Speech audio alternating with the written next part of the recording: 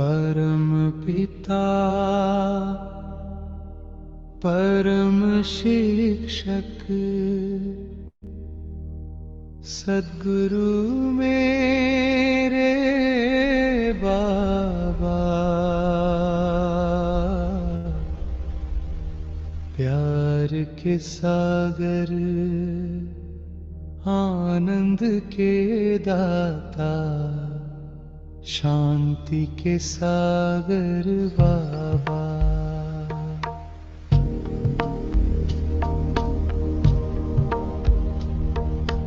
दुख हरता सुख करता, पतितों को पावन करने वाले,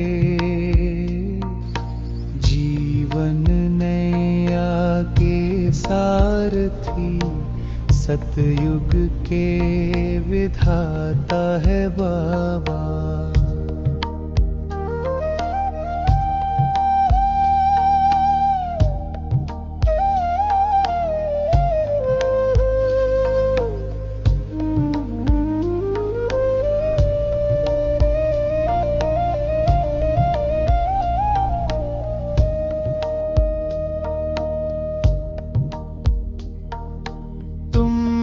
निराकार बिंदु रूप ज्योति,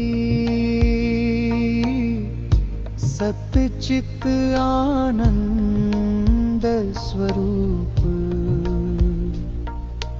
जन्म मरण से न्यारे तुम, सुख दुख से सदैव परे रूप, ज्ञान अमृत के सागर तुम, गुणों के अखंड भंडार,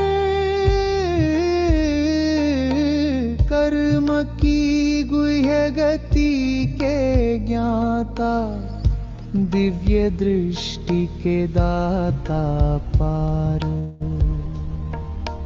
परम पिता परम शिक्षक सद्गुरु मेरे बाबा, प्यार के सागर आनंद के दाता, शांति के सागर बाबा।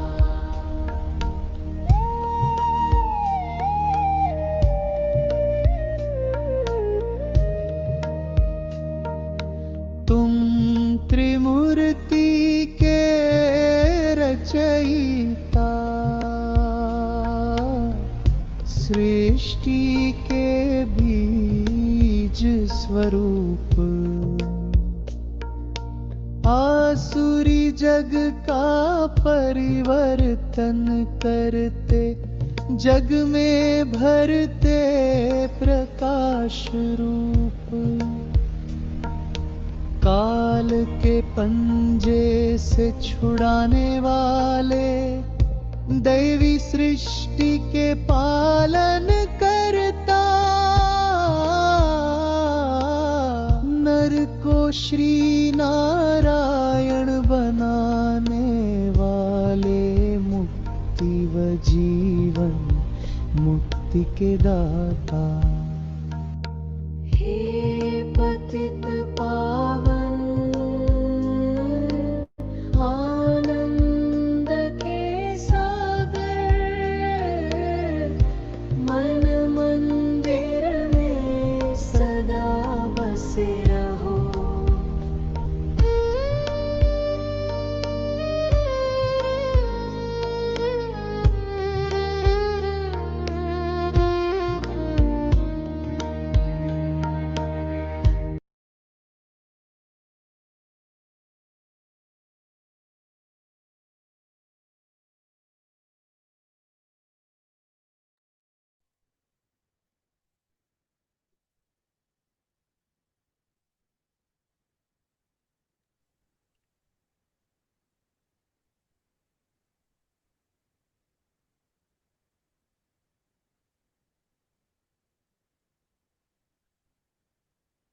ओम शांति। राजेंद्र भाई जी, हमारी आवाज क्लियर है? ओके, बिल्कुल क्लियर है भाई। शुक्रिया। ओम शांति।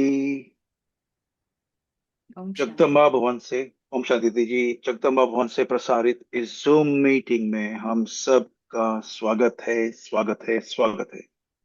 आज हम सभी अत्यंत सौभाग्यशाली है कि हमारे बीच एक ऐसी दिव्य आत्मा उपस्थित है जो आध्यात्मिकता और मेडिकल साइंस दोनों को एक सुंदर संगम के अव्वल रूप में जीती है।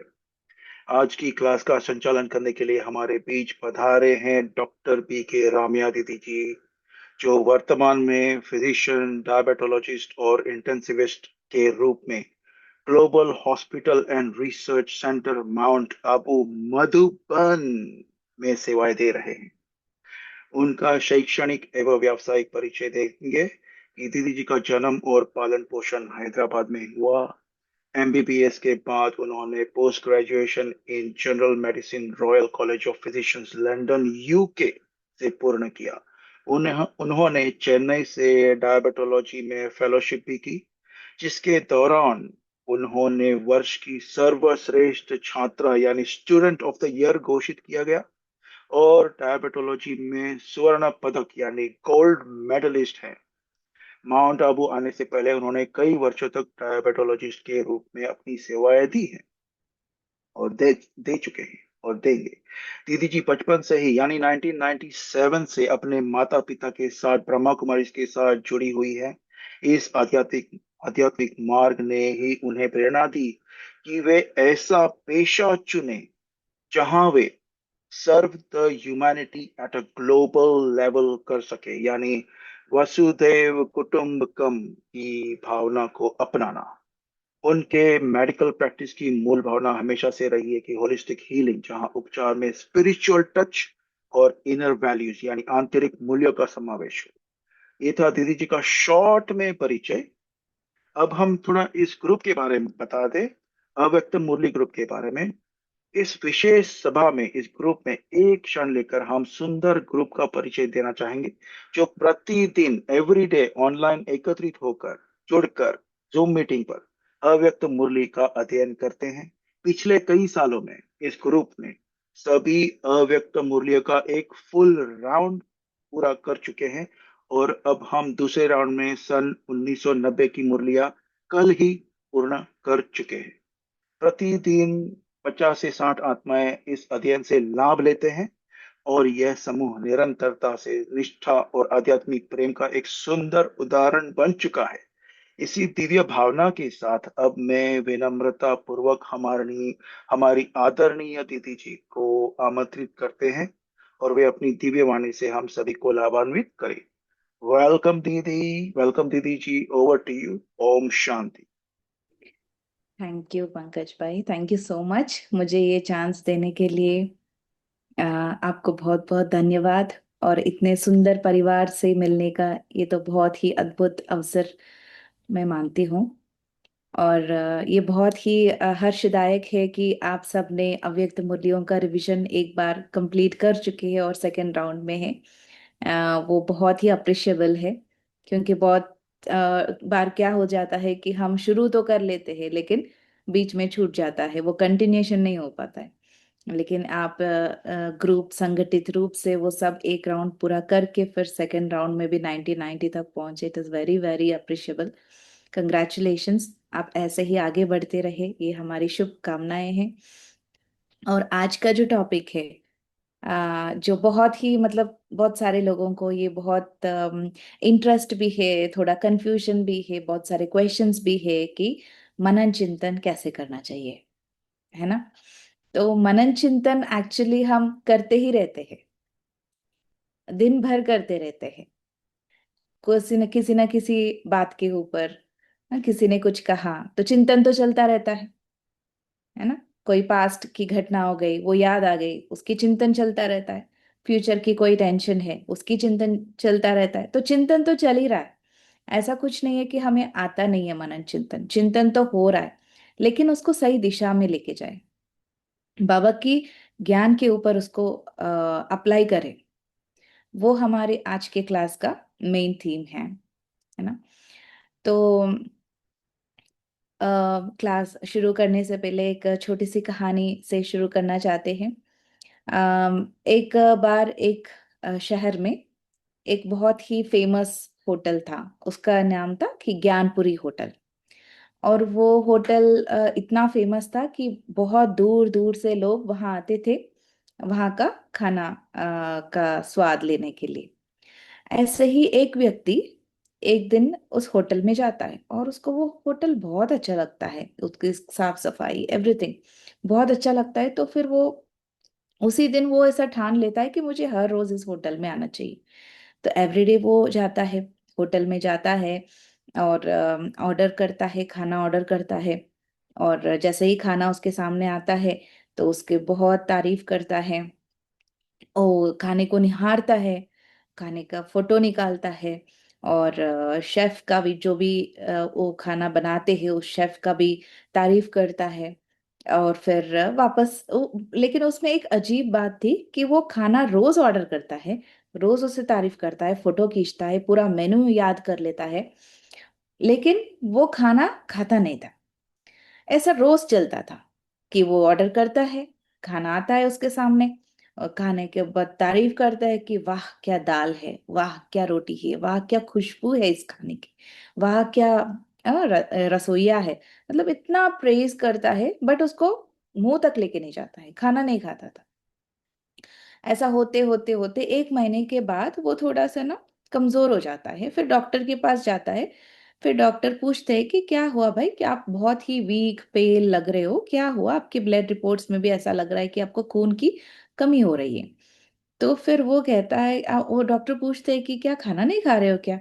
तो फिर वो कहता है कि वो आदमी, नहीं डॉक्टर साहब, मैं ना एक होटल पे जाता हूँ, वहां तो इतना जबरदस्त खाना मिलता है कि बात मत पूछिए।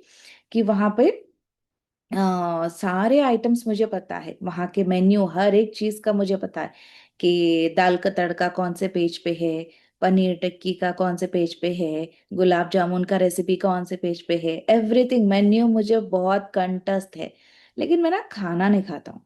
तो वो डॉक्टर हंस पड़ता है कि ऐसा क्या, कि आपको पूरा मेन्यू याद है, आप इतना तारीफ कर रहे हो उस खाने को, लेकिन खाना नहीं खा रहे हो। तो वो डॉक्टर हंसी हंसी से बोलता है कि खाना जब तक पेट में नहीं जाता है वो पचेगा नहीं, रक्त नहीं बनेगा, ताकत नहीं आएगी। खाना पेट तक जाना है, सिर पे नहीं। तो अगर हम इसी को देखेंगे तो क्या हम वही कर रहे हैं क्या मुरली से?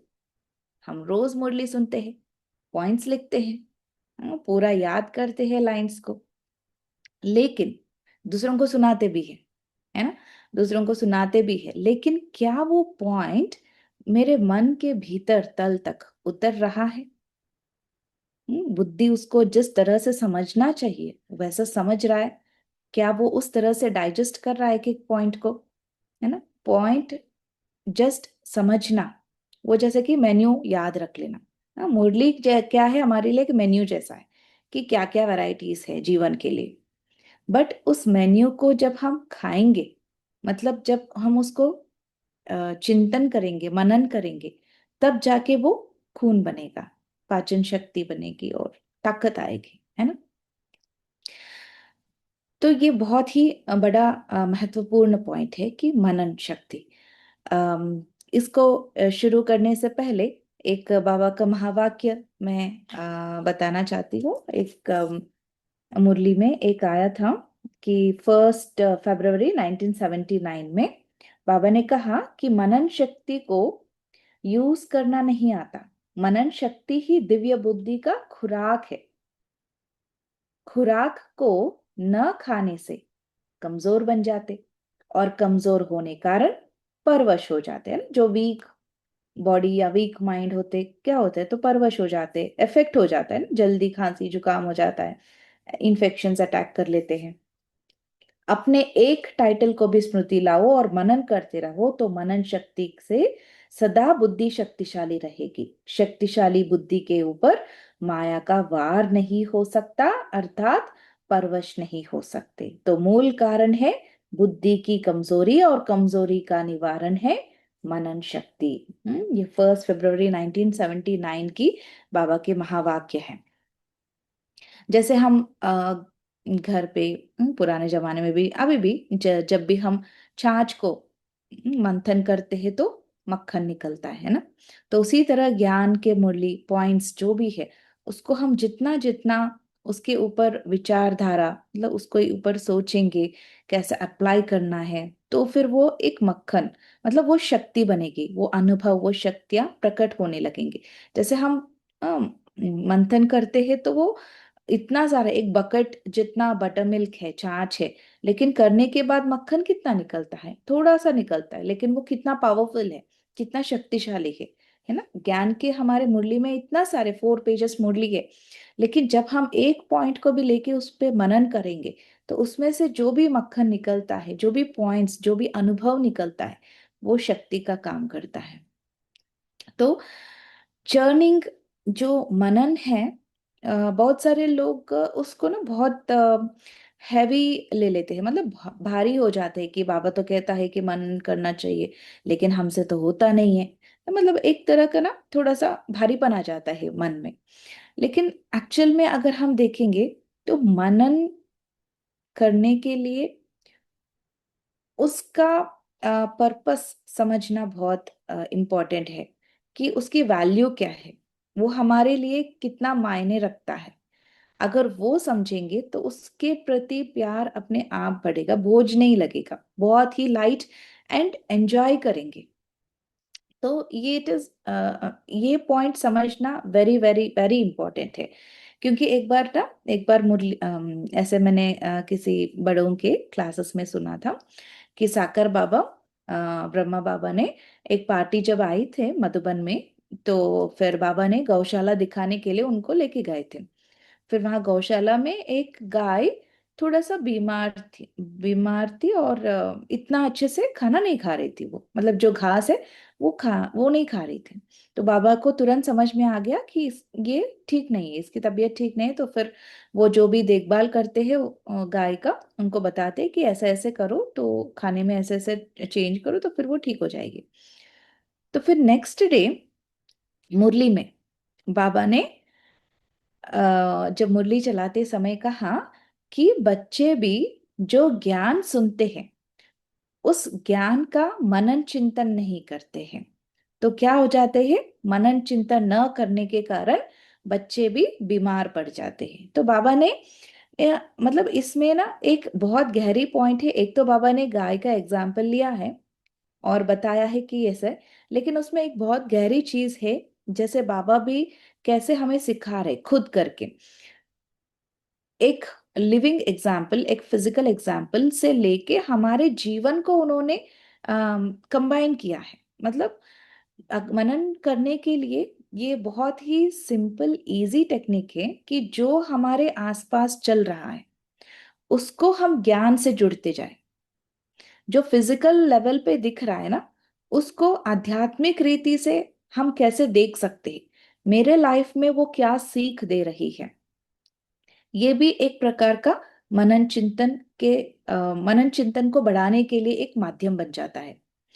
और कभी कभी ऐसे भी कुछ थॉट्स सुनने को आता है कि कुछ लोग बोलते हैं कि मुरली में तो वही वही पॉइंट्स ज्यादातर रिपीट होते रहते हैं, तो हम कैसे मनन करें? यार ठीक है, हमने आज एक कर लिया एक पॉइंट पे, कल भी वही पॉइंट आया, तो मैक्सिमम पॉइंट से सेम रहते हैं, ऐसे ऐसे डिस्कशंस में आते रहते हैं।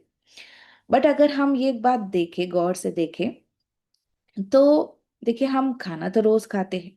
मतलब अगर किसी को चावल की आदत है वो लोग चावल खाते हैं, किसी को रोटी की आदत है तो रोटी खाते।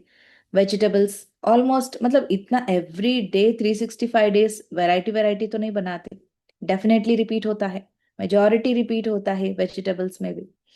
एंड इवन पानी, सबसे सिंपल एग्जांपल लेंगे तो पानी तो चेंज ही नहीं होगा, पानी तो पानी ही रहेगा, एंड बट स्टिल हर रोज हम पानी पीते हैं।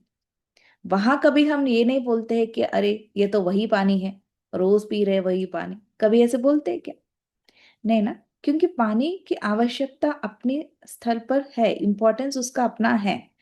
उसी तरह मुरली जो है वो आत्मा का भोजन है, फूड है ना।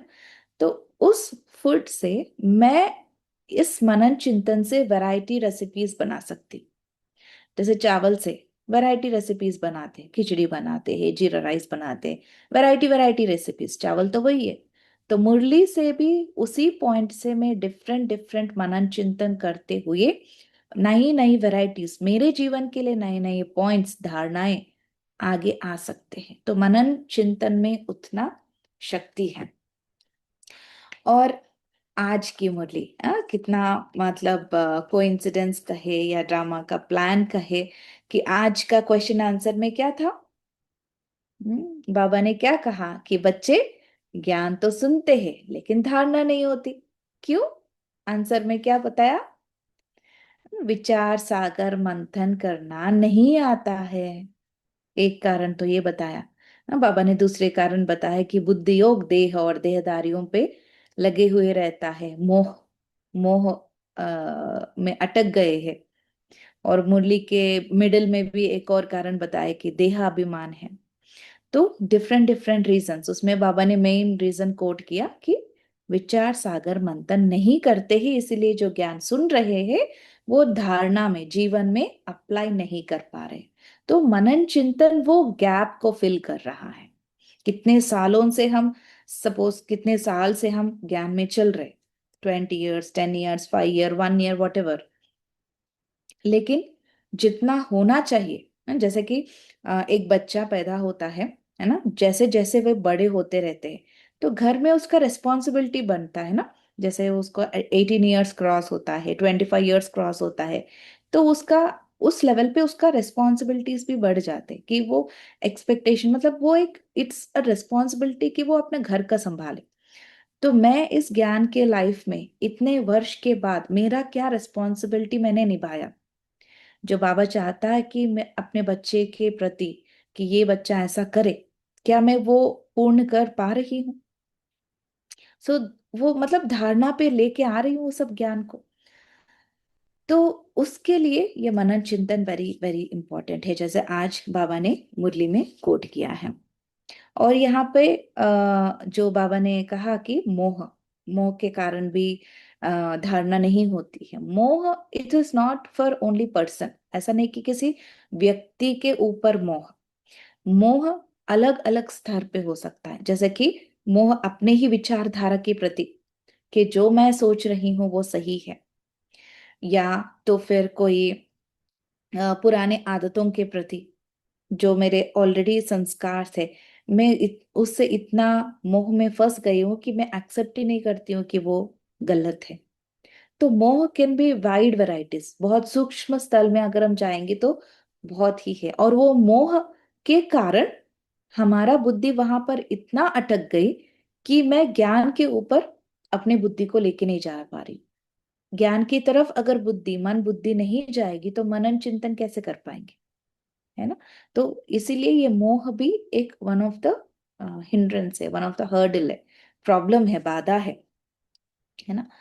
तो एक बहुत ही सिंपल अंडरस्टैंडिंग अगर हम इसमें समझे, ज्ञान है, ओके। ज्ञान को जब हम मनन करेंगे तो क्या होगा, समझ में आने लगेगी, है ना, अंडरस्टैंडिंग आएगी। समझ जब अभ्यास होगा, ओके, मुझे समझ में आएगा कि ये पॉइंट का अर्थ ये है। जब मैं उसको प्रैक्टिस करूंगी, अभ्यास करूंगी, समझ जब अनुभव से जुड़ जाता है तो, सॉरी, समझ जब अभ्यास से जुड़ जाता है तो अनुभव बन जाता है। अनुभव जब निरंतर होता है तो हमारी धारणा बन जाती है, और धारणा समय प्रति समय संस्कार बन जाता है। तो बीज है ज्ञान का मनन। संस्कार तक पहुंचने के लिए ज्ञान का मनन इज द फर्स्ट स्टेप, ठीक है। एंड आज मुरली जब सुबह मधुबन में शीलू दीदी जब मुरली सुना रहे थे, तो उस समय दादी जानकी जी का एग्जाम्पल बता रहे थे कि स्टार्टिंग में, बहुत स्टार्टिंग में, जब जानकी दादी जी मुरली सुन सुन रहे थे, साकर बाबा बाबा जब मुरली सुना रहे थे, साकर बाबा की टाइम की एग्जाम्पल, तो मुरली सुना रहे थे, तो दादी जब मुरली सुन रहे थे ना, तो दादी ऐसे ऐसे कान सिर हिलाते थे कि हाँ जी बाबा, हाँ जी बाबा, ऐसा। तो फिर बाबा ने ऐसे ही हंसी मजाक में कहा कि आप क्या कबूतर हो क्या, ऐसे ऐसे सिर हिला रहे हो? तो ज्ञान आप किसी को सुनाते हो कि नहीं? तो फिर दादी ने कहा कि नहीं बाबा, मैं तो ज्ञान किसी को सुनाती नहीं हूँ। तो फिर ये तो कबूतर हो गया, सिर्फ सिर हिला रहे हो ऐसे ऐसे करके। तब से दादी ने क्या क्या किया, ज्ञान दूसरों को सुनाना चालू किया। ठीक है। तो फिर कुछ दिनों के बाद फिर बाबा ने दादी से पूछा कि आप ज्ञान सुनाते हो किसी को? तो फिर दादी ने कहा, हाँ जी बाबा, मैं तो ज्ञान सुनाती हूँ। तो फिर बाबा ने पूछा, क्या आप मनन करते हो उसके ऊपर? तो फिर दादी ने कहा, नहीं बाबा, मैं तो आप जैसे बोलते हो मैं वैसे ही बताती हूँ दूसरों को। तो फिर बाबा ने क्या, ये तो तोता हो गया, जैसे मैं बता रहा हूँ आपको वैसे वैसे रिपीट कर रहे हो, तो ये से तो तोता हो गया। तो फिर दादी को लगा, अच्छा तो फिर मनन चिंतन करना चाहिए। तो फिर दादी ने तब से मनन चिंतन करना चालू कर दिया। तो फिर मनन चिंतन से उनको इतना अनुभव, मतलब उसके बाद जो बात करने लगे वो अनुभव युक्त बोल होने लगे। और इतना दादी की स्टेज ऊंचाई तक पहुंच गई कि वो सर्व समर्पण, मतलब बाप समान स्टेज पे आ गए। तो फिर एक दिन दादी ने कहा, ये अनुभव दादी खुद जब सुना रहे थे, तो दादी ने कहा कि पहले तो मैं पिजियन थी, कबूतर, सिर्फ सिर हिला रही थी। फिर पिजियन से मैं पैरेट बन गई, तोता, मतलब जो बाबा ने कहा मैंने कहा। फिर पैरेट से अभी मैं पपेट बन गई, मतलब करण का रावणहार करा रहा है। सो कितना ब्यूटीफुल है ना, वो स्टेज तक, निमित्त स्टेज तक जहां पहुंचे, वहां उनका अंडरस्टैंडिंग, ज्ञान का अंडरस्टैंडिंग कितना गहरा तक पहुंचा, उसका अगेन बेसिस मनन चिंतन था। उन्होंने एक एक वाक्य को अंडरस्टैंड किया, उस पर मनन किया और अप्लाई किया, अपने लाइफ में अप्लाई किया, तभी तो वो वहां उस स्टेज तक पहुंच पाए ना। तो आज का जो मुरली का एक पॉइंट हम लेके उस पे हम एक प्रैक्टिस करेंगे कि मनन चिंतन करने के लिए क्या कर सकते हैं। मतलब वो जो, मतलब इट्स जस्ट अ टिप, मतलब एक मेथड है ये। बहुत सारे मेथड्स हम अप्लाई कर सकते हैं मनन चिंतन के लिए, बट आज हम एक मेथड लेंगे जिससे थोड़ा सा हमें गाइडेंस मिल सकता है कि कैसे करना चाहिए पॉइंट का चिंतन। तो आज का जो स्लोगन क्या था, आज का स्लोगन था एक्शन कॉन्शियस के बजाय सोल कॉन्शियस बनो, है ना। सिंपल सेंटेंस लेंगे। तो इस एक वाक्य को हम एक मेथड से करेंगे। आज आप सभी के पास बुक और पेन है तो आप लिखना चालू कीजिए, क्योंकि मनन चिंतन में जैसे हम थॉट्स आएंगे, जब हम लिखते जाएंगे ना, थोड़ा कॉन्फिडेंस आएगी बाद में, जब हम उसको देखेंगे तो लगता है हाँ मैं कर सकती हूँ, मेरे से हो पाएगा। तो पहले आप स्लोगन लिख सकते हैं टॉप में कि एक्शन कॉन्शियस के बजाय सोल कॉन्शियस बनो, आज का स्लोगन। ठीक है। तो हम इसको कुछ स्टेप्स में, 7 स्टेप्स में लेंगे, और इसका निमोनिक है मंथन, MANTHAN, मंथन।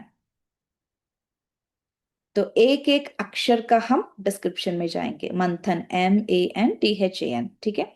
तो फर्स्ट है एम। एम मतलब जो वाक्य हमने लिया उसका मीनिंग क्या है, उसका मतलब क्या है। तो आज का हमने जो लिया था एक्शन कॉन्शियस के बजाय सोल कॉन्शियस बनो, इसका मीनिंग क्या है, थोड़ा आप सोच सकते हैं इसके बारे में।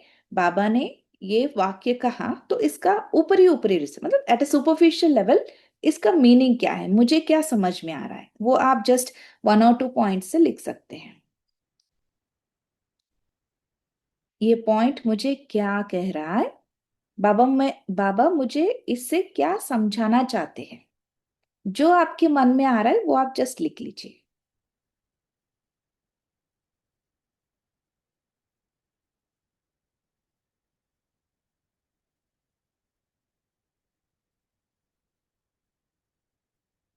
जस्ट अगर किसी को समझ में नहीं आ रहा है तो थोड़ा सा टिप्स दे सकते हैं, जैसे कि क्या मैं आत्मा की कॉन्शियस में हूं या रोल कॉन्शियस में हूं, शरीर के स्थल पे मेरा सोच विचार चल रहा है, या आत्मा के स्थल पे जब मैं कर्म कर रही हूँ। तो सुपरफिशियली इसका मतलब क्या है, मीनिंग क्या है इस सेंटेंस का, वो एक पॉइंट, एक लाइन लिख सकते। सेकंड, ए, मंथन में सेकंड लेटर ए। ए मतलब अबाउट मी, मतलब आत्मचिंतन, अबाउट मी।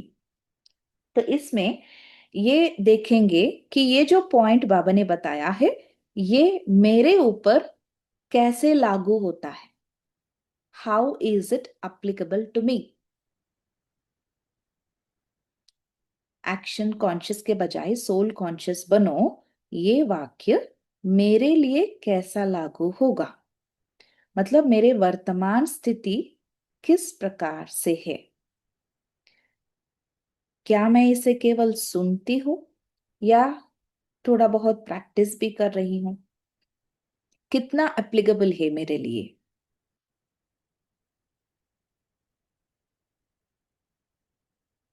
सेवा करते समय कितना याद रहता है?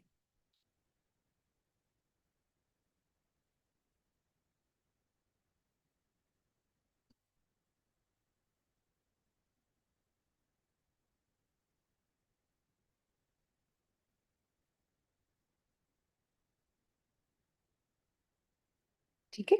Next, MAN, N need to change, मतलब न्यूनता कहते हैं इसको।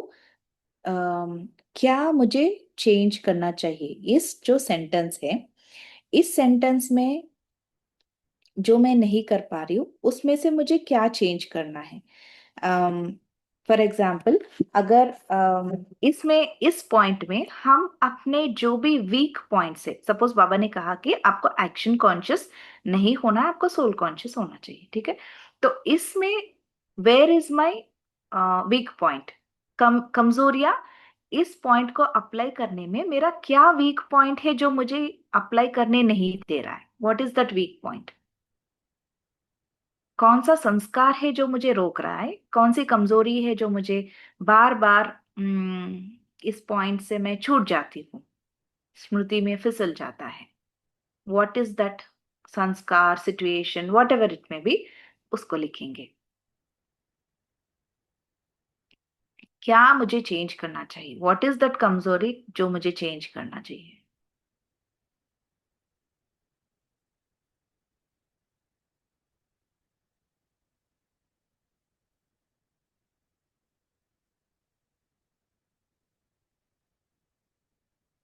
जस्ट इसके लिए कुछ एग्जांपल्स ऐसे हो सकते हैं, जैसे कि सेवा करने के बाद मुझे थोड़ा सा लगता है कि कोई तो रिकॉग्नाइज करे इस सेवा के बारे में, कोई तो थोड़ा सा अप्रिसिएशन तो करे, कुछ तो मुझे प्रोत्साहित करे।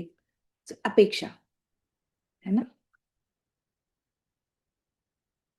अगर किसी ने कुछ कहा नहीं तो मैं मन भारी हो जाना, ये मेरा थोड़ा कमजोरी है। इतना सब कुछ सेवा करने के बाद भी कोई पूछता भी नहीं है, ये एक सटल कमजोरी है। तो नेक्स्ट है टी, क्योंकि ये पॉइंट एन जो हमने लिखा है, नीड टू चेंज, न्यूनता जो किया है ना, जब तक हमें पता नहीं चलता है कि क्या है मेरी वीक पॉइंट, तब तक हम परिवर्तन की दिशा में जा ही नहीं पाएंगे, है ना? सो इसीलिए ये जानना भी बहुत जरूरी है। सो नेक्स्ट है टी, टी मतलब ट्रायम्फ और ताकत।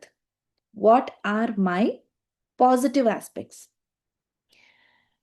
इस पॉइंट के हिसाब से मतलब कहाँ कहाँ मैं आत्माभिमानी स्थिति में रह पाती हूँ, चाहे वो योग में हो सकता है। ऐसा नहीं कि हर टाइम हम कमजोरी में ही जीतते हैं, ऐसे भी कई सारे सिचुएशन से परिस्थितियां आई हुई है जहां मैंने उसको अप्लाई किया हुआ है, आत्म कॉन्शियस में थी। तो वो कौन से थे उस समय, मेरा क्या पॉजिटिव वैल्यूज को मैंने अप्लाई किया था, जो मैंने सोल कॉन्शियस स्टेज में रह पाई। सपोज किसी ने कुछ इंसल्ट किया, बट मैं शांत रही, मैंने कुछ रिएक्ट नहीं किया, that means I was able to remain in soul conscious. So इस तरह कौन कौन सी मेरी विशेषताएं हैं इस पॉइंट के प्रति, जो मैंने कोई कहीं ना कहीं अपने जीवन में अप्लाई करके उसको अनुभव भी किया था। So that those are my strengths, वो मेरी ताकत है।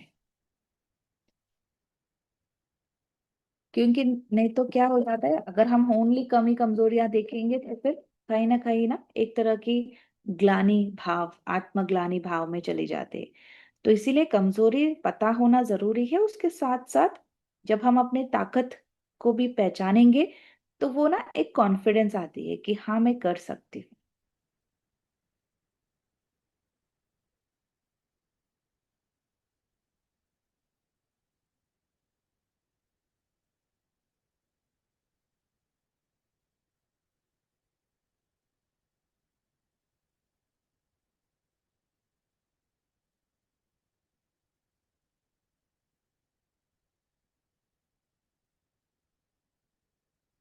तो टी, ताकत, सक्सेस, कहाँ कहाँ मैं जीत पाई। कर्म कॉन्शियस पर मैं जीत पाई कि मैं आत्म कॉन्शियस में रही।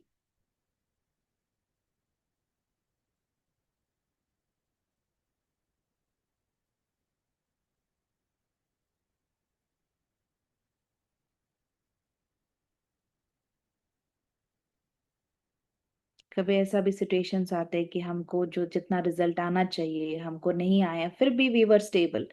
मैं स्टेबल थी उस समय, so that is being in soul conscious stage. ठीक है। नेक्स्ट है हेच। हेच, हस्तक्षेप और हिंड्रेंस और बाधा। जो सोल कॉन्शियस स्टेज में रहने के लिए कौन कौन सी चीजें बाधा डाल रही है। इसमें बहुत सारे ऑप्शंस या आंसर्स आ सकते हैं। जो आपके मन में आ रहे वो लिख सकते हैं। मैं निरंतर आत्माभिमानी स्थिति में रहने के लिए कौन कौन से हस्तक्षेप बाधाएं आ रहे हैं।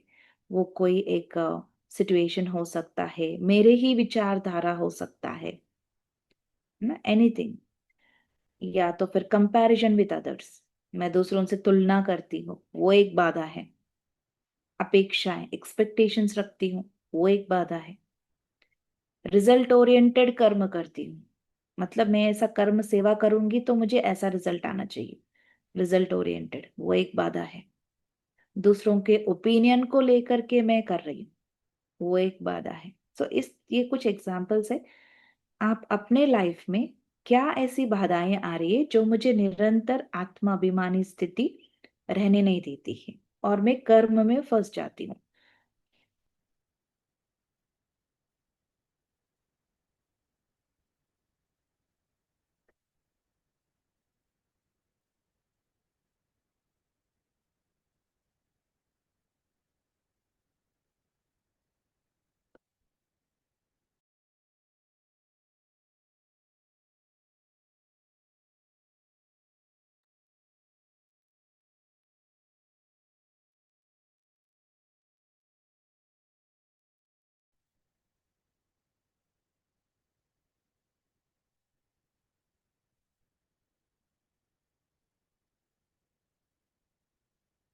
ठीक है।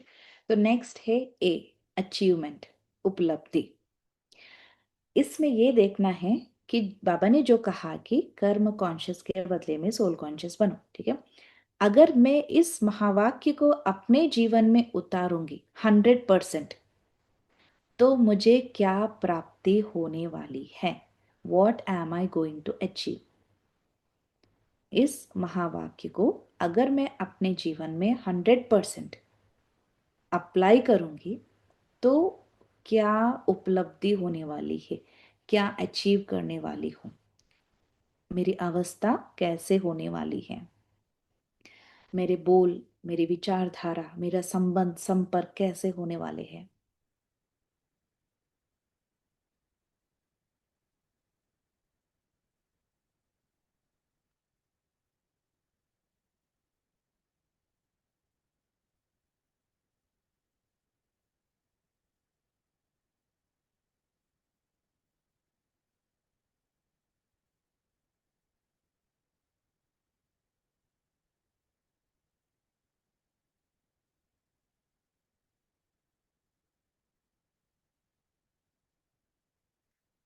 क्योंकि जैसे ही बाबा भी कहते हैं ना कि बच्चे आपको ना विश्व की बादशाही मिलने वाली है। बाबा क्यों हमें वो फ्यूचर बताते, हमारा रिजल्ट क्यों बताते, क्योंकि ताकि हमें ना वो प्रेरणा देने के लिए, आप ऐसा करोगे तो you are going to achieve this, आपको ये मिलने वाला है।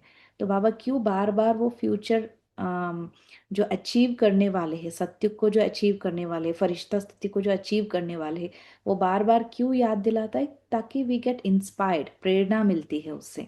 सो अचीवमेंट।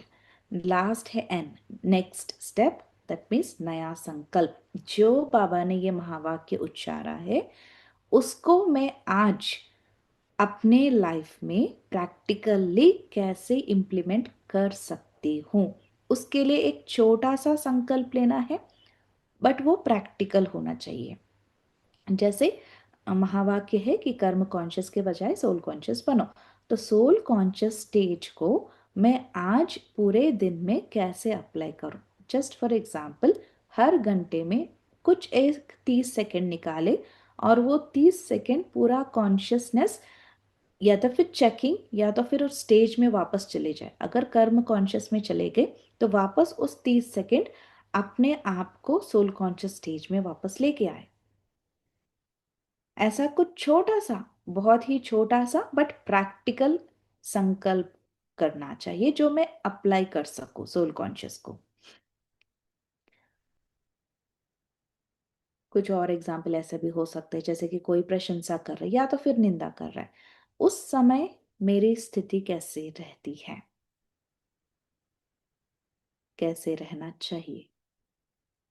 कि ये तो सिर्फ रोल को देख रहे हैं, जो भी प्रशंसा या तो फिर कोई भी आलोचना आती है तो that is belonging to this role, not to me the soul. So ये एक छोटा सा संकल्प, जब भी कोई कमेंट्स आते हैं चाहे वो पॉजिटिव हो या कुछ भी, उस समय मैं ये ऐसा संकल्प करूंगी कि ये जो भी है आ रहे हैं ये रोल के प्रति आ रहे हैं, मैं आत्मा इस रोल से परे। छोटा सा एक संकल्प जो हम प्रैक्टिकली अप्लाई कर सके सारा दिन।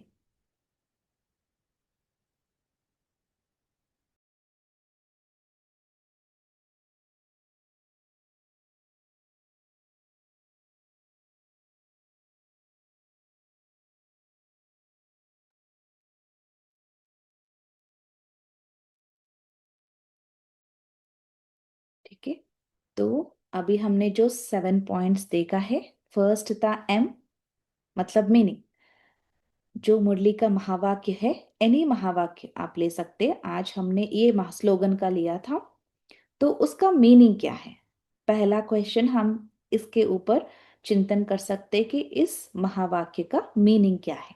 नेक्स्ट ए इज फॉर आत्मा चेकिंग और व्हाट इज अबाउट मी, वो मेरे लिए कैसे लागू करता है। बाबा ने ये जो महावाक्य उच्चारा है वो मेरे लिए कैसे, किस प्रकार से लागू करता है, मेरे जीवन में कैसे लेके आऊं। नेक्स्ट इज एन, न्यूनता और need to change, what I have to change. इसमें इस पॉइंट को अप्लाई करने में क्या कमी कमजोरियां हैं जो मुझे चेंज करना चाहिए।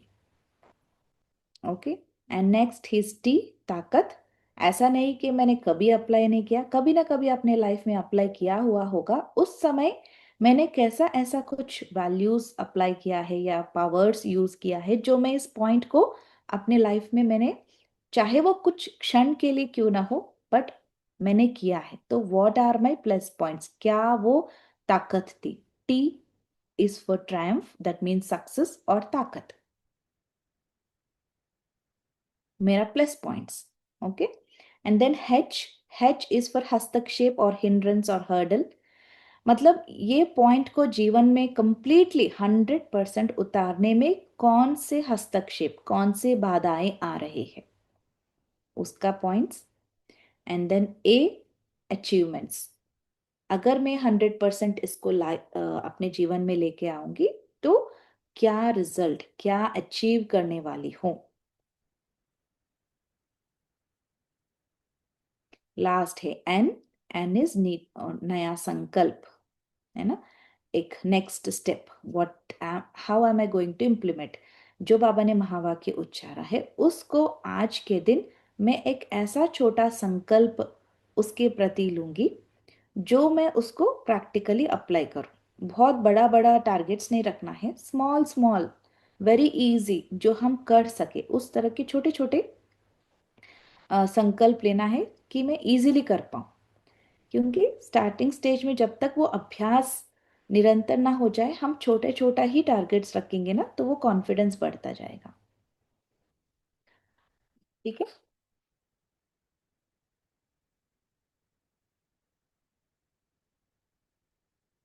तो आई होप ये थोड़ा बहुत हेल्प किया होगा कि मंथन कैसे करना चाहिए। कोई भी मुरली का पॉइंट जब हम लेते हैं तो उसके प्रति हम क्या विचारधारा, किस प्रकार से सोचना चाहिए, किन किन एंगल से हम उस पॉइंट को देख सकते हैं, ताकि हम उसकी गहराई में जा सके और उसे इम्प्लीमेंट भी कर सके। ऐसे बहुत सारे वैरायटीज है, बहुत बहुत वैरायटीज होते हैं मनन चिंतन के। ये एक वैरायटी है बस।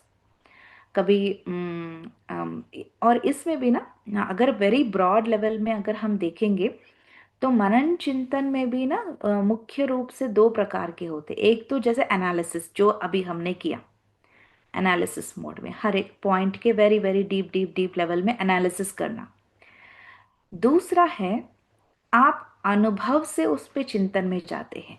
जैसे आपने कोई एक पॉइंट लिया, अपने योग में बैठे, जैसे कि अमृत वेला या नुमाशाम, एनी टाइम जब आप योग में बैठे, कुछ समय के बाद अगर आपको कुछ थोड़ा सा नींद आ रहा है या तो फिर कुछ बोरिंग लग रहा है, तो यू टेक वन मुरली पॉइंट। आप एक मुरली पॉइंट लीजिए और उसकी गहराई में जाते रहिए।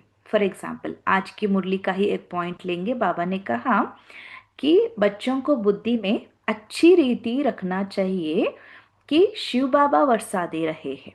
कहते हैं माम एकम याद करो तो विकर्म विनाश होंगे। ये मुरली का महावाक्य। तो इसमें हम एक ही लाइन लेंगे, माम एकम याद करो तो विकर्म विनाश होंगे। ठीक है। तो इसमें आप मुख्य शब्द लिख सकते, एक तो माम एकम, विकर्म और विनाश। माम एकम, सिर्फ मुझे, ओनली मी।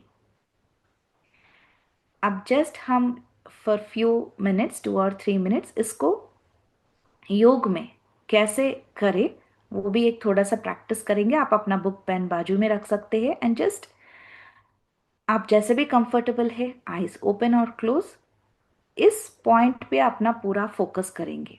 बाबा ने कहा कि माम एकम याद करो।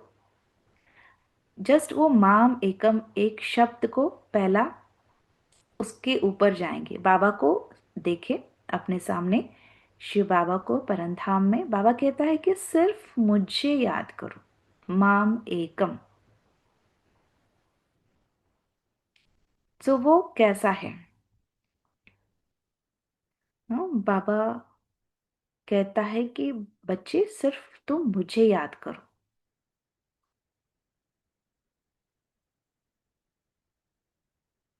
अभी इतने सारे जन्मों से कितने सारे लोगों को याद करते आए, उससे तो कुछ प्राप्ति हुआ नहीं। इसीलिए बाबा कहता है कि सिर्फ मुझे याद करो। और सिर्फ मुझे मतलब उसी बिंदु के और गहराई में, उस बिंदु में और क्या क्या है, कितना प्यार भरा हुआ है, शांति भरी हुई है, कितना पावर भरा हुआ है, कितना अनलिमिटेडनेस, बेहद की भावना भरी हुई है। उस एक बिंदु को याद करते रहे।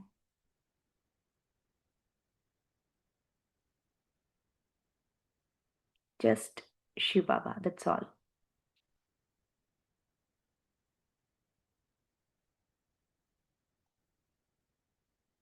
इससे विकर्म विनाश होंगे। विकर्म क्या है?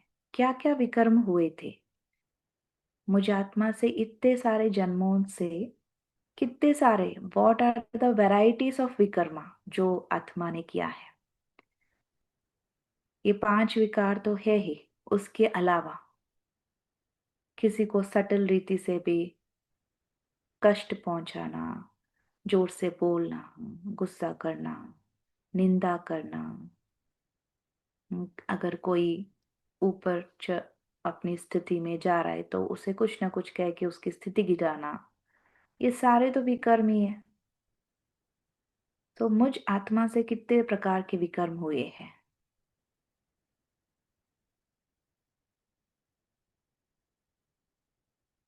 अभी उस एक बिंदु की याद से ये सारे जो विकर्म सामने दिख रहे हैं वो सारे विनाश होने वाले हैं। विनाश का मतलब है भस्म, कंप्लीटली एराडिकेशन, मतलब नामो निशान तक भी नहीं। तो उस बिंदु, ओनली एंड ओनली शिव बाबा को याद करने से ये सामने जो भी विकर्म दिख रहे ये सारे एक क्षण में भस्म हो रहे और वो है ही नहीं मेरे पास, कंप्लीटली इरेडिकेट हो गए, कंप्लीटली निकल चुके हैं।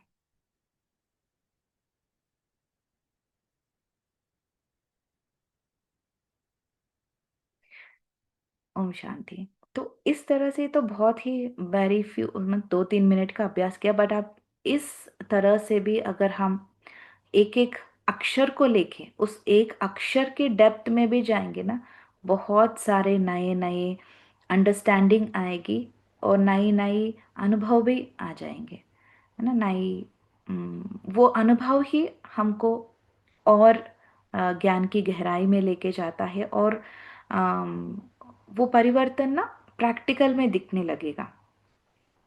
तो इसमें बाबा का एक लास्ट महावाक्य पढ़ना चाहिए। बाबा ने कहा कि मनन करते भी है, ये 21 जनवरी 1972 की मुरली है। इसमें बाबा ने कहा मनन करते भी है लेकिन अंतर्मुख हो करके मनन करना उसकी कमी है। पॉइंट्स का मनन भले करते हैं लेकिन हर पॉइंट द्वारा मनन अथवा मंथन करने से शक्ति स्वरूप मक्खन निकालना चाहिए जिससे शक्ति बढ़ती है। तो वर्तमान समय मनन शक्ति से आत्मा में सर्व शक्तियां भरने की आवश्यकता है, तब मगन अवस्था रहेगी और विघ्न टल सकते हैं। अच्छा, ओम शांति।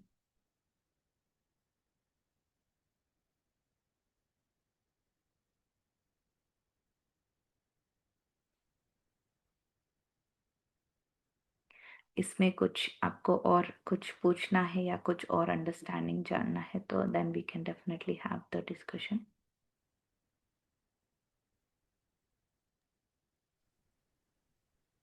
जी ओम शांति दीदी, दैट वाज वंडरफुल। सभी म्यूट पे है, हम अनम्यूट करते हैं। अगर दीदी से जिनको बात करनी है हैंड रेस करके कर सकते हैं बातें। ओम शांति। सभी अनम्यूट है।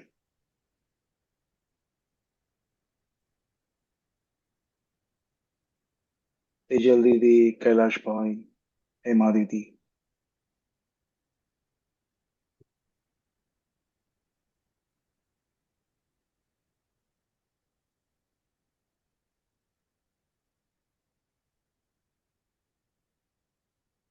दीदी हम ही पूछ लेते हैं, इफ दैट्स ओके। कि यस। ये जो हमारा जो दो चैलेंजेस था, एक तो वीकनेस, कमजोरी का, सो नीड टू चेंज वाला, and hindrance. So how do we differentiate between the two? So um, I felt कि शायद वो दोनों में मिक्सअप हो सकता है, तो आप थोड़ा उसको क्लैरिफाई करें प्लीज। हाँ। तो ये जो फर्स्ट था नीड टू चेंज, है ना। नीड टू चेंज में हम ये देख रहे कि उस पॉइंट के प्रति मेरा क्या कमी कमजोरी है, मतलब क्या मैं उस पॉइंट को जब अप्लाई करने के लिए जाती हूँ तो क्या वीकनेसेस है जो मुझे रोक रहा है और क्या मुझे ट्रांसफॉर्म करना है, वो है। That is like very clear cut कि वो है क्या। लेकिन जो हिंड्रेंस मतलब थोड़ा सा अगर ब्रॉडर एस्पेक्ट में देखेंगे तो थोड़ा सा सेम लगता है, बट इसमें कभी कभी ना दूसरों का भी मतलब जैसे कि अगर कोई सिचुएशन आ गया, कोई व्यक्ति उसमें है, मतलब उसका इन्वॉल्वमेंट है, तो हम उसको ज्यादा, परिस्थिति को ज्यादा ये दे रहे, मतलब क्या बोलते हैं उसको ज्यादा कॉज, मतलब उसको ज्यादा बोलते हैं कि ये प्रायोरिटी। प्रायोरिटी। प्रायोरिटी, मतलब कि इसके कारण ये हो रहा है। तो फर्स्ट में ना हम खुद को ये करते हैं कि या this is my weak point and I am the one like who have to change, but the hindrance पे ना हम बाहर के सिचुएशंस को ज्यादा दोषी मानते हैं, हस्तक्षेप उनके वजह से हो रहा है ऐसा।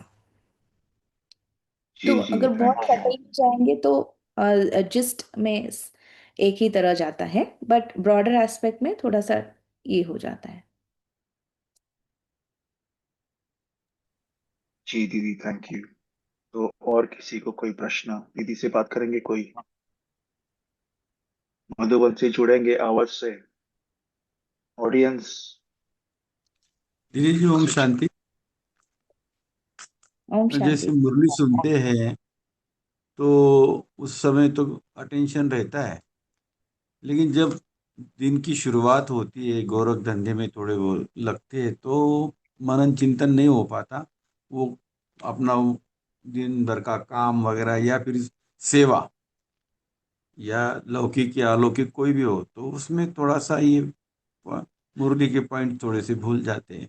तो इसको कैसे उसमें अप्लाई करें? जी, ये जो टेक्निक है ये तो बहुत ही वन ऑफ द टेक्निक, जैसे पहले भी बताया, आप बहुत सारे टेक्निक्स यूज कर सकते, लेकिन इसके लिए ना मेन जो भी पॉइंट है उसको अप्लाई करने के लिए, लाइफ में अप्लाई करने के लिए उसकी अंडरस्टैंडिंग बहुत ज़रूरी है ना। तो उसके लिए आपको एटलीस्ट 15-20 मिनट्स तो निकालना ही पड़ेगा, चाहे वो अमृत वेला, चाहे मुरली क्लास के बाद। बहुत सारे लोगों का ये बहुत अच्छी आदत है कि वो मुरली पहले ही पढ़ते हैं, चाहे 1 डे बिफोर नाइट मुरली पढ़ के सोते हैं। ये बहुत अच्छी आदत है एक्चुअली, उससे ना आपका सबकॉन्शियस माइंड भी क्लीन होता जाता है और अमृत वेला भी बहुत इफेक्टिव रहता है। अगर आप ये कर सकते हैं कि एक दिन पहले रात को सोने से पहले मुरली एटलीस्ट अगर फुल भी नहीं पढ़े तो हाफ पढ़े, मेन पॉइंट्स पढ़े, पढ़ के उसको एक पॉइंट ले ले जो आपको बहुत अच्छा लगता है या आपको लगता है कि ये मुझे इम्प्लीमेंट करना है, तो वो एक पॉइंट ले ले। और हो सके तो नाइट पे ही उसका थोड़ा सा चर्निंग करे कि मैं इसको कैसे कल के दिन में कैसे अप्लाई करूं। अगर रात में नहीं हो पाएगा तो अमृत वेला लास्ट 15 मिनट्स आप इस पे विचार सागर मंथन कर सकते। बिना विचार सागर मंथन करे हुए उसको अप्लाई करने पे जब जाएंगे ना तो वो बहुत सुपरफिशियल हो जाएगा और इतना मज़ा नहीं आता है, तो फिर हम छोड़ देते हैं।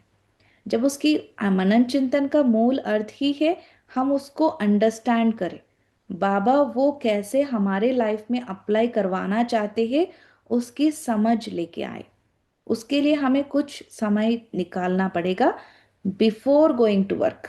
That would be the best. At extreme circumstances शाम को कर सकते हैं। थैंक यू दीदी, बहुत बहुत शुक्रिया। Thank you. ओम शांति सिस्टर। तो इसमें हम मुरली पढ़ने के समय ये भी कर सकते हैं कि बाबा ने ये शब्द किस किस संदर्भ में यूज किया है। जैसे मन मना भव का मंत्र का जो शब्द आता है मुरली में वो भिन्न भिन्न प्रकार से आता है। अभी जो 2 दिन पहले की मुरली थी, आई थिंक यस्टरडे, तो बाबा ने कहा कि जितने भी ऋषि मुनि जो ज्ञान में नहीं है उनको भी मन मना भव का मंत्र समझना पड़ेगा, परंतु मामे का व्याद का उनको वो समझ नहीं अध्यात्म पड़ेगी। नहीं तो होगा। बाबा बाबा का भी बहुत रमणीक रीत है, the way he uses the words to convey the message to us. Message is one, मुझे याद करो, परंतु मुझे याद करोगे, फरिश्ता रहोगे, तो मैं परिस्थिति में तुम्हें मदद करूंगा। तो I have been thinking churning a lot कि बाबा को एक ही वाक्य मतलब याद करो, कितनी variety, like a bouquet of flowers और a fruit salad he gives it to us. Thank ya that's what, like खाना यू। राइस वही है, दाल वही है, but you can make a variety of recipes, है ना। तो मुरली भी वैसे ही है, पॉइंट एक होता है लेकिन बाबा उस पॉइंट को अलग अलग सिचुएशंस में अलग अलग वैरायटीज में उसको समझाते हैं। सो दैट इज द न्यूनेस, और उसको ही हमको पकड़ना है। अगर बहुत बाहरी रूप से देखेंगे ना तो लगता है कि सेम है, बट वो सेम है ही नहीं। Every Murli has a different angle. जी Suchita oh sorry. Okay, Suchita बहन कब से हैंड रेस करके बैठे हैं। सुचिता बहन जी, आप बात करेंगे। ओम शांति दीदी। ओम शांति। क्वेश्चन तो ये था कि आपने तो जो कुछ कहा उसमें हमने तो बहुत हम खुद को क्लेरिफाई किया कि हाँ यहाँ हम गलती करते हैं। लेकिन प्रॉब्लम ये भी था कि अगर मुरली से पहले या मुरली के बाद जब हम योग में बैठते हैं तो जो भी कुछ अदर स्टूडेंट्स है वो आते जाते रहते हैं या कोई लेट आता है तो वो जो लिंक रहती है वो डिस्टर्ब हो जाती है। तो योग में भी आंखें खोल के करते हैं तो वो डिस्टर्ब हो ही जाता है। तो वो डिस्टर्ब ना हो क्योंकि बाबा कहते हैं ना आंखें खोल के योग करो, तुम्हें डिस्टर्ब नहीं होना है। लेकिन डिस्टर्बेंस आती ही है तो उसके लिए क्या करें। प्रैक्टिस। वो कहते महाभारत में वो सीन है ना, बताते हैं, बहुत सारे लोग कोट करते हैं कि बचपन में जब ये सारे लोग बच्चे जो पांच पांडव है वहां पर एक दिन रात को भीम खाना खा रहा था। उसको खाना बहुत शौक है ना भीम को। तो किचन में जाके खाना खा रहा था, लेकिन किचन पूरा अंधेरा था। अर्जुन जाता है देखने के लिए कहाँ है भीम। तो अर्जुन जाके देखता है कि भीम तो खाना खा रहा है लेकिन पूरा अंधेरा है। तो अर्जुन ने भीम को पूछता है कि भीम, यहाँ तो पूरा अंधेरा है, आपका खाना सीधा मुंह पे कैसे जा रहा है? कहीं और भी जा सकता है ना, सीधा मुंह पे कैसे जा रहा है? तो वो कहता है कि अभ्यास अर्जुन अभ्यास। बस वो एक शब्द अर्जुन को तीर की तरह लग जाती है और वो सीधा जाता है, रात में वो धनुष बाण सीखना चालू कर देता है। तो वही उसको फाइनल में हेल्प करता है। So it is all about practice. हमको जितना उसके प्रति लगन होता है ना, तो हम ऑटोमेटिकली उसको बार बार बार बार उसको जीतने तक अभ्यास करेंगे। तो दिस इज ऑल्सो सेम। आपको दिल शिकस्त होने की बिल्कुल ज़रूरत नहीं है। स्टार्टिंग में होता है, डाइवर्शंस होते हैं, क्योंकि मन को आदत है ना, मतलब हर जगह देखने का या तो फिर डाइवर्ट होने का। धीरे धीरे धीरे धीरे आप वापस वापस अपनी ओरिजिनलिटी पे, सोल कॉन्शियस स्टेज पे लेके आने की प्रैक्टिस करते रहिए। वो हो जाएगा। आपके सामने विनाश भी होगा ना, तो भी आप स्थिर रहेंगे। थैंक यू दीदी। हेमा दीदी, आपने पूछना था कुछ। जी ओम शांति दीदी। ओम शांति। दीदी वही सेम क्वेश्चन था, रेगुलर 2 से 5 अमृत वेला नहीं हो रहा। और जरूरी नहीं है।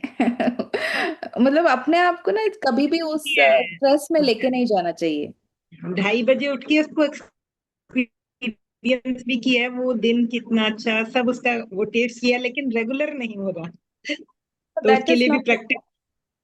नहीं, हाँ सी, 2 to 5 अगर आप कर सकते हैं इट इज वेरी गुड। अगर आप किसी दिन नहीं कर पा रहे, किसी दिन आप 4 बजे उठना, मतलब बिकॉज ऑफ सर्कमस्टेंसेस, अगर हो नहीं पा रहे, दिल शिकस्त नहीं होना है एक्चुअली। दिल शिकस्त होना भी आपके लिए एक पेपर है ना। साक्षी होके देखना है, बट उसका एक थिन बॉर्डर है अलबेलापन। ऐसा नहीं कि आप उसको बहुत लाइट ले ले और अमृत वेला 5 बजे करें। That is also not accepted. But regularity होना चाहिए, और जो भी 1 आवर 2 आवर्स 3 आवर्स जितना भी हम अमृत वेला कर रहे, टारगेट शुड बी पावरफुल।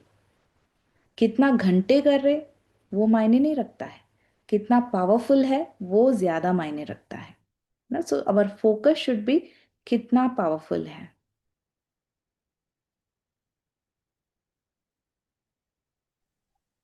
ओम शांति दीदी। ओम शांति। आपने इतना सुपा करके, तो इतना इजी करके सब बताया। हमें तो कुछ कितना अब मनन चिंतन करना है, कैसे करें, क्या करें यार। करते हुए तो 10 मिनट हो जाता है, फिर बाद में भूल जाते हैं और कुछ लग जाता है। तो इतना बहुत अच्छा बताया है, एकदम से सिंपल तरीके से बताया, बहुत अच्छा। Thank you thank you thank you very much. Thanks to बाबा।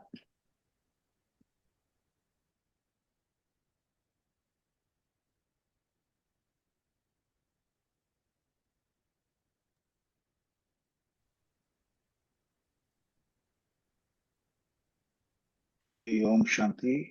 और कोई प्रश्न? अपने पास करीबन 10 मिनट है। वरना हम दीदी से रिक्वेस्ट करेंगे, अगर आप थोड़ी देर के बाद अगर योग कराना चाहते हैं तो अ, आपसे गुजारिश है कि हमें उससे भी लाभान्वित करें। अ, अगर कोई प्रश्न नहीं है ओ, तो ओम शांति। दीदी जी का दिल से आभार व्यक्त करता हूँ।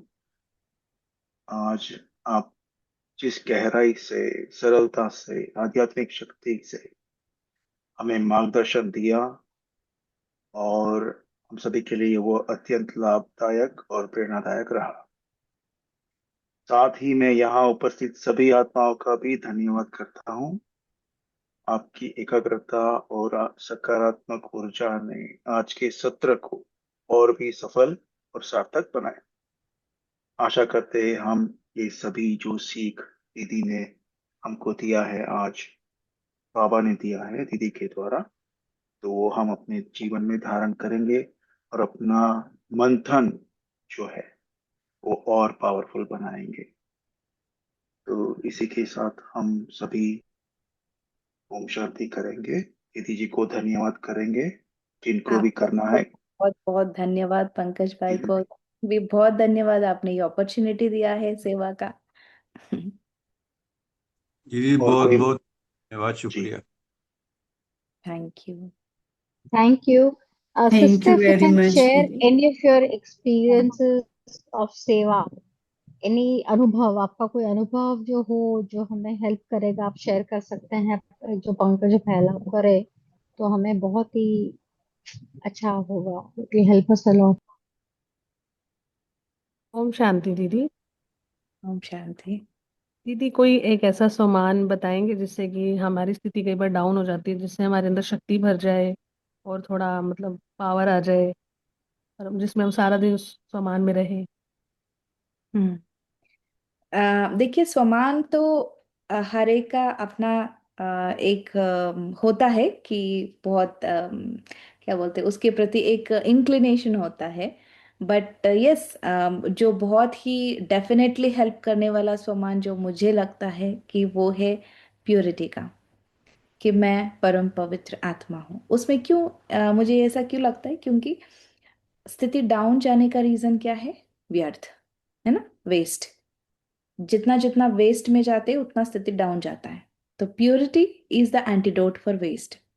तो जैसे जैसे हम पवित्रता की स्वमान लेंगे, पवित्रता में हम बहुत सारे ले सकते हैं, जैसे कि पवित्रता का सूर्य हूँ या पवित्रता का देवी हूँ, एनीथिंग रिलेटेड टू प्योरिटी जब आप लेंगे, तो वो स्वमान से ना, स्वमान का मेन बेस है कि यू हैव टू एक्सेप्ट कि मैं वो हूँ, मैं बनने वाली नहीं हूँ। I am. बाबा क्या कहते हैं कि आप हो। बाबा जब भी सम्मान देते हैं, कि बाबा कहते हैं कि आप हो, तो जब भी सम्मान लेते हैं, एनी सम्मान, you have to believe that you are, क्योंकि आत्मा में वो संस्कार मर्ज इमर्ज मर्ज इमर्ज होते रहते हैं। जब वो दैवी संस्कार मर्ज हो जाते हैं ना, तो वेस्ट चलना, नेगेटिव चलना। जब वो दैवी संस्कार इमर्ज हो जाते हैं, तो ये सारे दब जाते हैं और प्योरिटी बाहर आ जाती है, निखर जाती है। तो यू हैव टू एमर्ज। बाबा कहते हैं ना कि एमर्ज करो, एमर्ज करो, है अंदर, उसको बाहर लेके आओ। सो एनी स्वमान you take, but you have to accept that I am this, तो वो काम करेगा।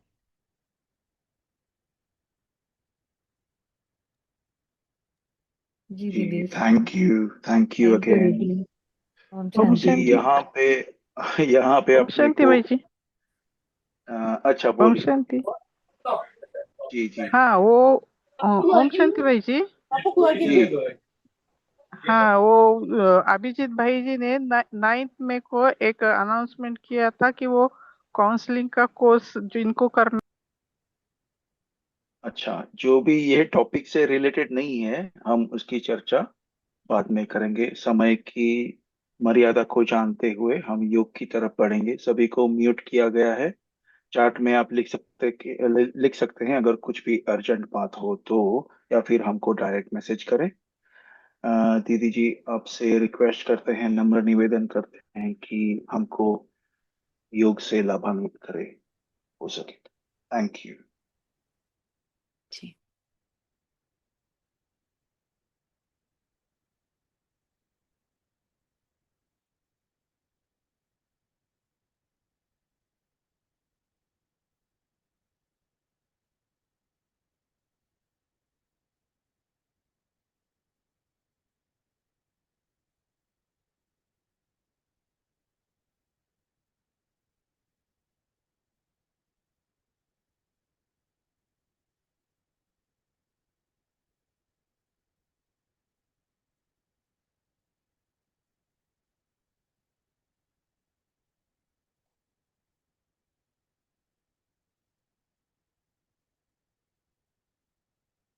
सभी अपने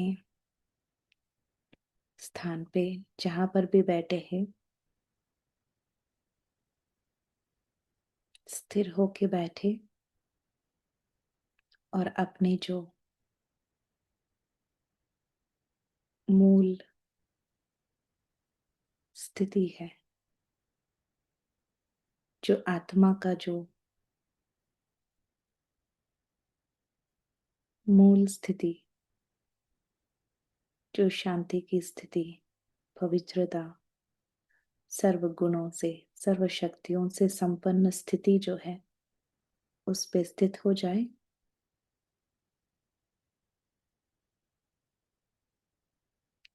और अपने आप को देखे कि बाबा के सामने हैं।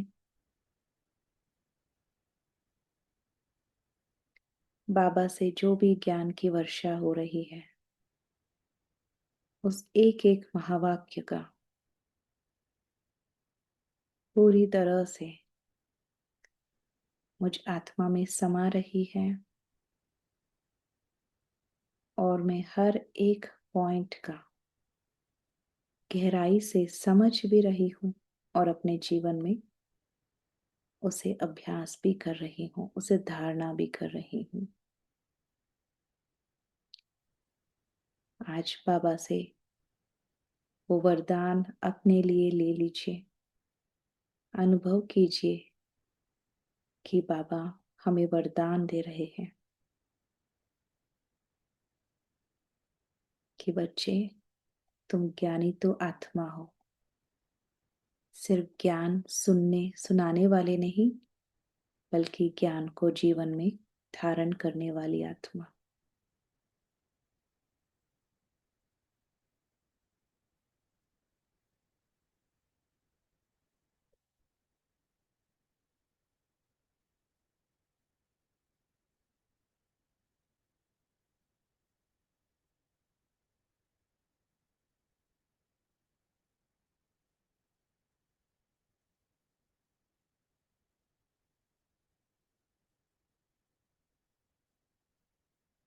ओम शांति।